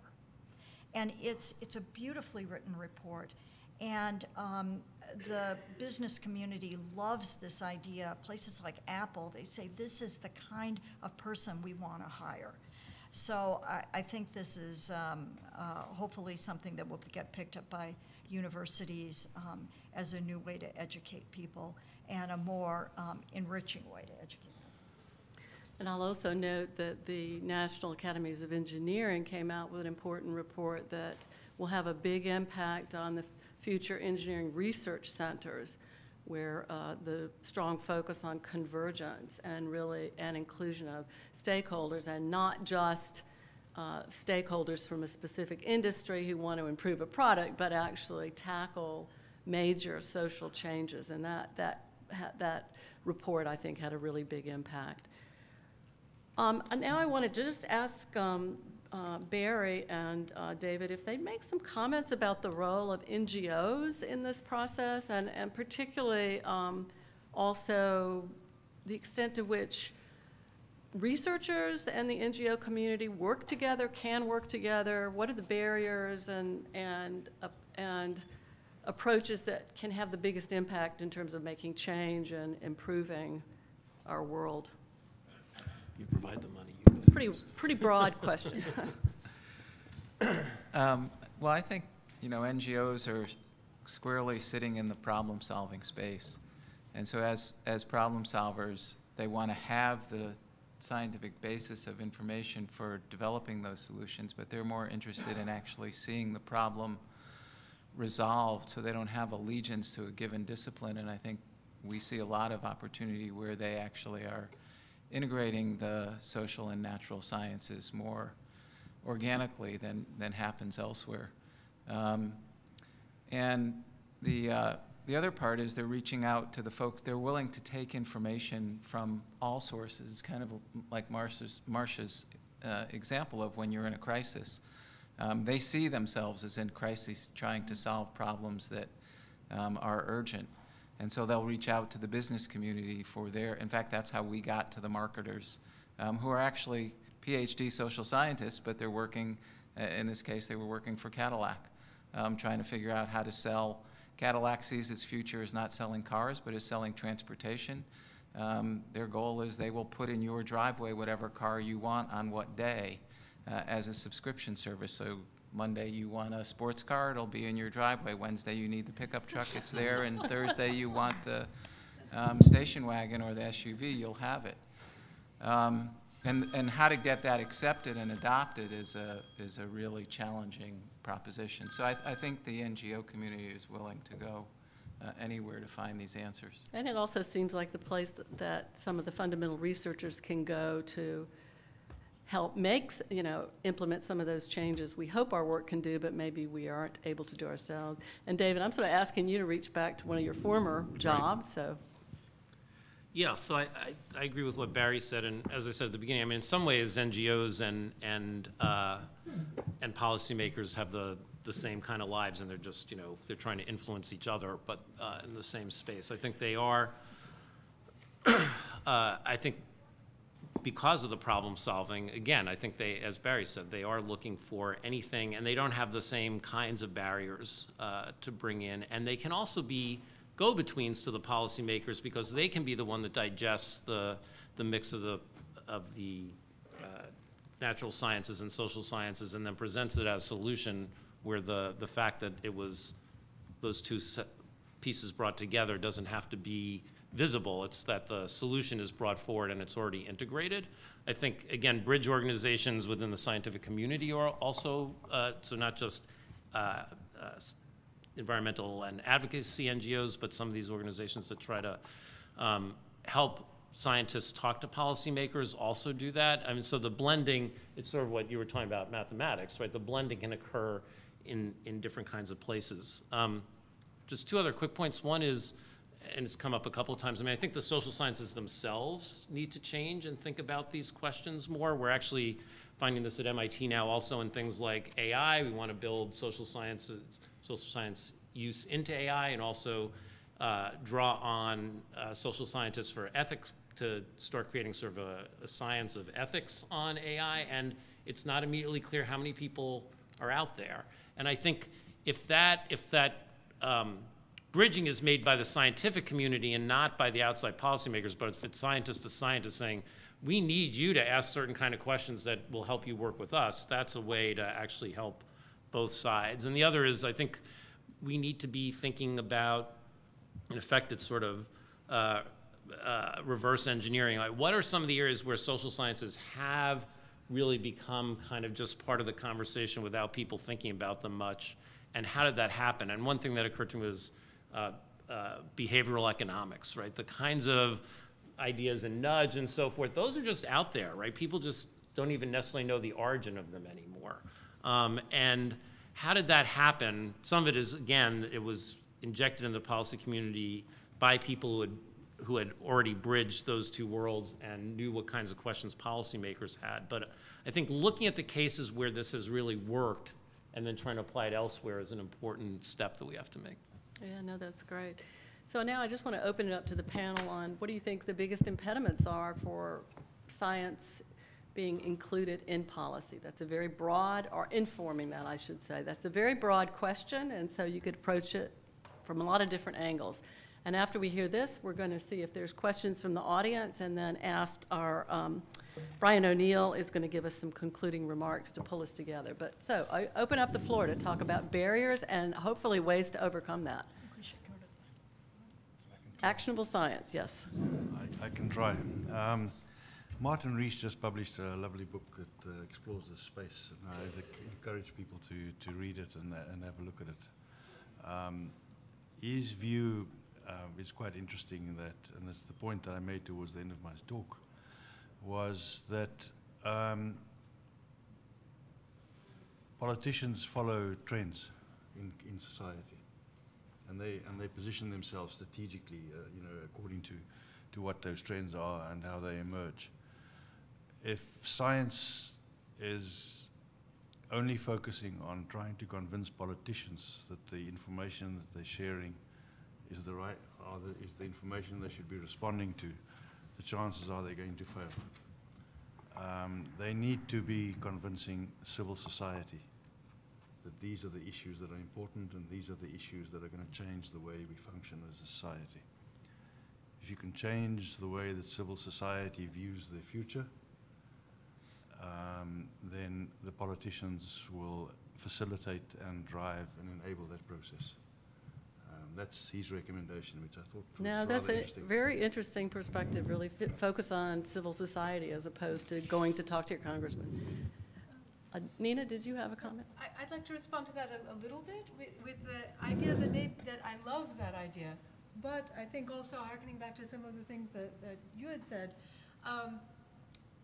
politics is important as a field, and part of why it's important is that otherwise there's the potential for the conflation of risk of both the capacity to envision how research of basic science can change the future and can change the world, and then also how effective we are as marketers of that. And I wouldn't personally, I wouldn't like the impact of my work to be limited by my own imagination of its importance or my ability to market it. And so maybe also what we should be fostering is the idea that there is, in the same way of traditional classical thinkers, people whose role is to understand a portfolio of scientific endeavor and translate that as big picture thinkers into where this might go. And in the last generations, it's really been entrepreneurs who have done that. But entrepreneurs have focused particularly on transformative technologies within domain. And so maybe also what we might want to talk about in terms of also restructuring education to foster interdisciplinarity and convergence might be the idea that we want to be thinking in the sense of cultural entrepreneurship, of how to look at the portfolio of advancement and how to look at the portfolio of socio and cultural endeavor and marry those in ways that allow us to not just have a sort of free market competition of who can make the most compelling argument that their science is the thing that everyone needs to care about, and then hope that civil society picks that up and demands it from their politicians. But maybe from the political feedback also we can get some help in how to form that vision of portfolio. That's a great thought. I think I saw Barry and David leaning forward, and then John, we'll go to you. So I'm not sure I totally agree with the civil society point either. I mean, I think it's actually a strategic question about when sometimes a small group leading is what you need, and actually there's just general openness in the public. Sometimes you need to work with the public, and they're not either or. But if the idea is, you know, stop in effect working with the political system, which I think that's actually a very terrible and dangerous idea, especially at the point when the political system needs it most. And people, you know, see politics as foreign, but I sometimes say to students, you know, all you need for politics is two people and a choice, right? That's what politics is. So I guess one main point, which is that people, the political system, policymakers still see at least the natural and physical sciences as A, essential to making good decisions, and B, the way to win an argument, right? Because science is fact, and the way you basically win is to tell the other, now to say, you know, the other side is fake news. So this is still scientists' sort of battle to lose, in the sense of people are looking for the science. And I think, frankly, the climate debate, because of all its unfortunate peculiarities, obscures that, but it's an outlier in terms of the idea that the science has been there, and the debate has been crawling along. So I think not to lose faith in that, to go there, and I think the thing that's needed is for, one thing that's needed is for scientists to learn more about the political system and actually figure out ways to participate, to understand that it's not irrational, it has its own logic. You need to understand that and figure out how you can fit into it, and then you can shape that, not just accept it as it is. But I think the most dangerous thing is for scientists to actually withdraw from the political system. I think there's just as much openness now as ever, but then moving that forward obviously can be tough, especially in climate. Yeah, I was going to say, I think one of the big challenges has to do with the incentives in the science community itself. And that is, you know, the incentive is a tenure-based thing about publication and research, not about problem solving or service. And one of the things that we face often is reaching out, and I've now worked for 3 different funders, and in each case face the same issue. We'll often reach out to scientists and say, we'd like your help solving this problem. And the scientist's response is, great. If you fund this research in 5 or 10 years, I'll come back and talk to you. And I say, no, actually, given what you know today, even though it may not be the best, give me an answer. Because 5 or 10 years from now, the problem will have gone on for 5 or 10 years. Right. And so I think there's 2 issues. It's the incentive structure within the science community, and then it's the inherent training in the science community to ask more questions rather than to offer a solution based on current knowledge. Now, I will say that the one thing that I've seen in the last 30 years, most of my work's has been funded by NSF, There has been a dramatic shift to at least cross-directorate question-focused calls, which has been a big change. John, did you want to? I definitely have some concerns about the culture of science and how we as scientists of any discipline engage with the political process. Last week at the COP, UN Water had organized an event. I was the moderator of it, and there was a very famous a forest ecologist who's one of the panelists, and she was talking about a major geopolitically and ecologically important forest system on the planet that she's written a couple of Nature papers about, and how it's shifted from being a carbon sink, absorbing carbon, to being a carbon source. And interestingly, one of her key papers buries that headline in the very last paragraph. And this is a room, you know, it was about half the size of this room, but it was full of negotiators or people that were involved in the negotiation process. Pavel was there. It was an impressive group that actually, if you said something, that it might actually happen. You were talking to the right audience. And one of the people, a party, said, that is really disturbing what you're saying. What should we do about it? And she said, I need more funding for monitoring. Now, that's not necessarily the wrong answer for a different setting, but it is the wrong answer for that setting. And she needed, you know, I think at our best, when we're engaging with the political process, we are problem solvers, or at least we're helping to sort out better problems from poorer problems. And I'd like to, you know, echo this last comment. You know, there was another panel that I watched about 2008, 2009 is when the IPCC had just released their first water and climate technical report, and there was the discussion was between a hydrologist and an engineer and a climate scientist, and is being moderated by someone from the British Development Aid Agency, DFID.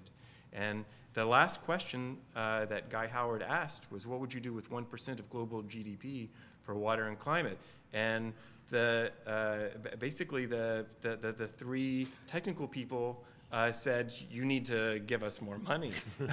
and there was a World Bank economist who was at the end of the table, and he was angry, and he pounded his fist on the table, and he said, I am making decisions every day that influence billions of dollars on this issue. You need to give me simple guidelines, and I need them now because I will use them. And that's the moment that we need. It's good enough science that is targeted to solve specific problems for particular audiences. Nina, you're dying to say something, and then we need to bring it to close. Well, okay, so just very briefly, I think also there has to be a little bit more back and forth in what a simple answer means. Because I have been in rooms, and it is not about geoclimate or geophysical systems, but usually about public health, where I've been in rooms where policymakers ask me, I need a simple answer, tell me yes or no, and my answer has been, okay, here's the best I can do, it's an if. If this measurable thing, then this one, and if not that measurable thing, then this one. And the answer that I have gotten back frequently is people who throw their hands up in the air and they go, then you don't know anything. And so we need to have some agreement in those simple answers. And I think some of the reason why as scientists we may shy away from it is that we're trying to maintain that engagement without having someone dismiss if the answer is quite simply things like, I don't know, will it flood? If it floods, this is going to be a very different problem.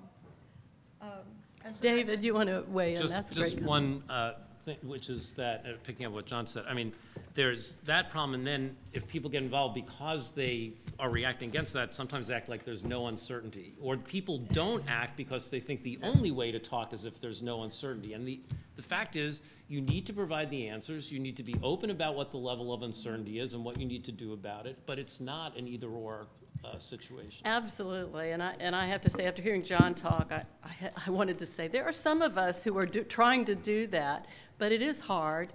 And I've been in situations, particularly in the courtroom, where we reach a point where I feel like the science is getting simplified and simplified so much to the point that I no longer believe it. Right. And so there is a cultural thing that I think, well, my colleagues are going to hear this. And anyway, enough. I would like to ask if there's any questions before Brian comes up. Yes, please.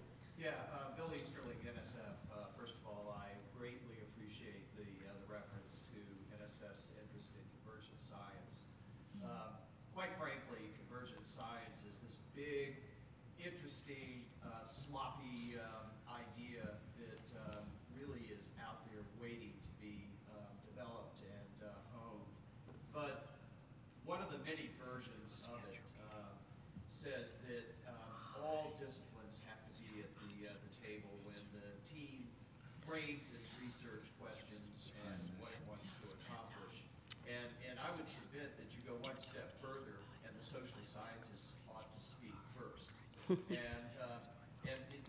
this is really running counter to how many of us who have participated in convergence-like science activities, I for one, in the IPCC more times than I care to admit, that it starts with the climate modeling community dictating the bounds of what we think we know, and then about the climate change, and then what questions then naturally flow from that. So I'd like to hear the panel chew for a minute on this notion that the social sciences actually can help frame the questions that the climate scientists or any of the other parts of the team begin to start to work on first. Great question. Panelists, any response? Well, I heard a version of that when several people talked about framing the issue as a problem, Right. a social problem, not as a natural science problem, but I hope I'm queuing somebody up there. I'll be happy to speak to that just briefly, and I see David does as well. When I first started pursuing my own type of convergence research of sorts with Stephen Schneider and Donald Kennedy's ample encouragement, we were taking three concepts: sufficiency, security, and sustainability together. And those were drawing in development goals, like sustainable development goals, which at the time weren't articulated the way they are today, geopolitical science and security concerns that are at least as threatening in the nuclear warfare arena as some of our long-term scenarios for climate science, and sustainability, which is not limited to climate science, but we have other types of life support systems in collapse that are important to pay attention to. And I found that equity was a show-stopping point of dispute in the international dialogues about the resolution on all 3 points. And you only need travel to one of the COP meetings to hear social scientists from nations that are struggling to be heard in the negotiations describe their first claims for equity as a prerequisite for negotiating other terms on, actions on the geosciences, allocation of obligations, for example.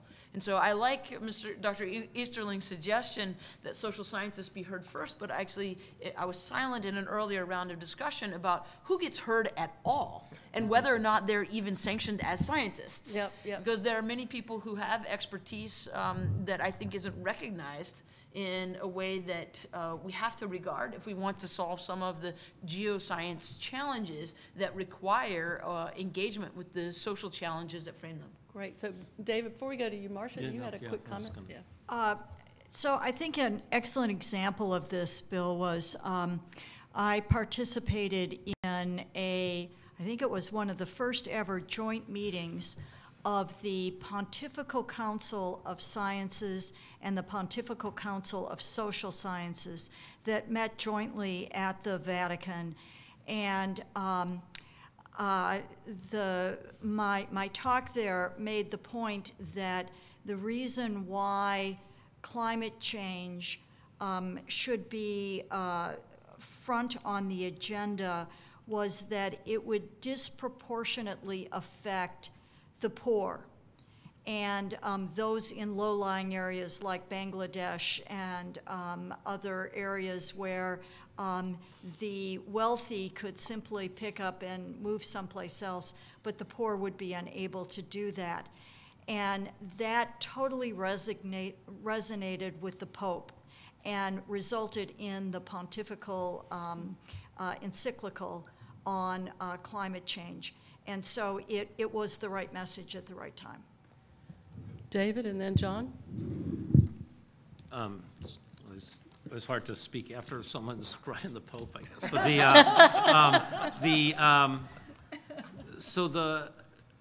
I think it has to be an iterative process, right? And it depends where kind of the iteration starts. Sometimes matters, sometimes doesn't. But it actually depends on the kind of question. I mean, I think on climate, the climate science, the models did need to, go far enough to that there was a problem that got on the agenda and then back and forth, right? And there are other problems where it's a social science issue about equity or health or something that then drives a natural and physical science question. So I think, it's got to be iterative, and it can start either place. Lost the train of thought, so somebody else should. John, then if you remember, we'll go back to you. Yes. Then I want to have Brian come up. So last April, I got a crazy email. I got a crazy email from the UNFCCC. They wrote and they said, can AGWA help run a series of 3 regional workshops for Latin America and the Caribbean, Africa, and then this gigantic triangle from Poland to Yemen to Hawaii. Meeting with the national adaptation focal points, the people who are writing the national adaptation plans, and teaching them about climate risk assessment at all levels and for a couple of sectors. I personally taught representatives from over 100 countries in these methodologies in a series of 3 4-day workshops. And my direct experience in answering your question is they still don't get uncertainty, and that the whole discussion of uncertainty is wrong. We actually need to flip it over. We need to talk about the opposite of uncertainty, which is confidence. We start with what we know, and we move out to the edges of what we don't know, and once we reach that, we probably need to make a different kind of decision than we were going to make before. And I'd say that is the fundamental flaw that I see with the IPCC and how it communicates risk. Because it does not, you're trying to describe risk in an absolute sense, when actually the decisions that are being made are about risk tolerance. What can we live with? And that depends on what you know. Yes, and while Brian is coming up, Dr. Brian O'Neill from University of Denver is going to make some closing remarks. David? So on the confidence point, I think that's right, but I think another thing that both the scientific community needs to understand and push, and that the political community needs to hear, is what to do in the face of uncertainty is a policy question, yes, right? Scientists absolutely can help characterize the level of confidence, but the what to do is up to the policymakers, and they need to hear that. I think the other thing I was going to say is part of the iteration, once the question does move into the policy world, that does often help bring the social science and the policy together. I'm thinking the Academy's climate communication initiative, which happily I'm a part of, that once the question is framed that way, then that happens. And there are other places that happens. The Division of Environmental Life Sciences at the Academy, where I was on the advisory committee, it actually brought together people from huge range of fields, because once it had gotten to that point, then everyone was ready to engage. And so again, I think it has to be an ongoing process. Well, thanks, Margaret. So this has been a really fascinating conversation. If my watch is correct, I have negative 4 minutes to sum things up. So this is one of my toughest challenges yet in public speaking. So I will drop some of the things that I was going to touch on and just highlight a few things that were discussed here and put a couple more on the table looking forward. I do think that sort of taking the discussion as a whole, that we came to a good place about what's the topic actually about. There were times in which it had a little bit of the feel of, the question is, how do we get some social scientists to make our geoscientific results relevant to policy? And, that's a fair question. Sometimes that's what you're interested in. Most of the time, and maybe this is just my personal experience, you're interested in something else, is that you want to do interdisciplinary research that involves the social and natural sciences to address questions that matter to the challenges we're facing. How big are the risks? Do we care about it in the first place? Is this an issue? And can we evaluate the different options that we might have for responding to it? Those questions usually, not always, but usually are fundamentally interdisciplinary to begin with. You can't answer them from the perspective of one discipline. And I think that we had many examples of that from many of the things people were discussing up here. And as Bill said, in some cases the geoscientists are in the driver's seat, in some cases they're not. You have to be okay with that if you want to work in this world. And so, yeah, we heard from about a wide range of examples from topics from natural hazards and even earthquakes, risk perception, energy, agriculture, technology, ecological impacts, conservation. There's no shortage, right, of these things are not the exceptional case, they're kind of the rule. This is the nature of work that needs to be done to address pretty much, you know, most of the challenges we face. And there was some discussion toward the end here on, so how do we get that kind of thing done, right? And we heard examples from, well, mathematics as a bridge. Albert had a long list on the final slide that I personally would like to go back and go through each one of those bullets and discuss them carefully, because I think that would be interesting. But the role of educational institutions and NGOs and the orientation towards what's on the policy agenda and so on.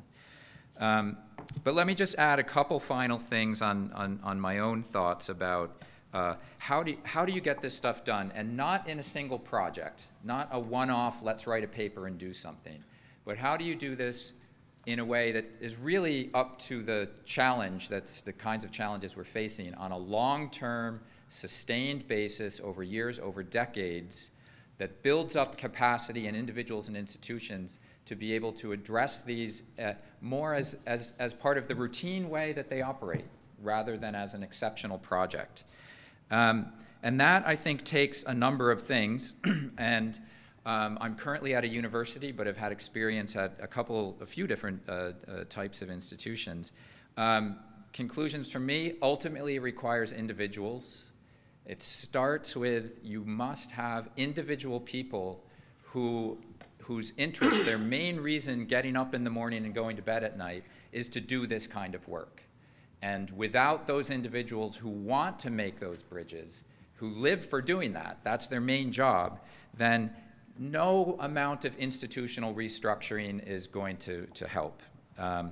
That said, if you have those individuals, institutions can really stand in the way. So at a minimum, you need institutions that get out of the way, right? Ideally, those institutions are fostering this work and accelerating it. And that requires everything from leadership that not only supports it, but understands it, and so can sort of participate in directing the vision of the institution in line with this kind of interdisciplinary work. And structures within it that support careers in this way, that promote a culture where this kind of work is valued. Right, and these are things that I think are changing and have been for a while. Of course, funding, one needs funding sources that can support this kind of work that is often a mixture of basic and applied science, and, as was mentioned, educational institutions that can produce those individuals who want to do this kind of work, who are capable of doing the work, who can provide leadership at the institutions, who can provide, you know, thoughtful, well-crafted funding programs as well, and that has to start with the educational institutions as well. And I think that the good news is that this is happening. It's already been happening. We're having this session, which is a very good thing to be doing.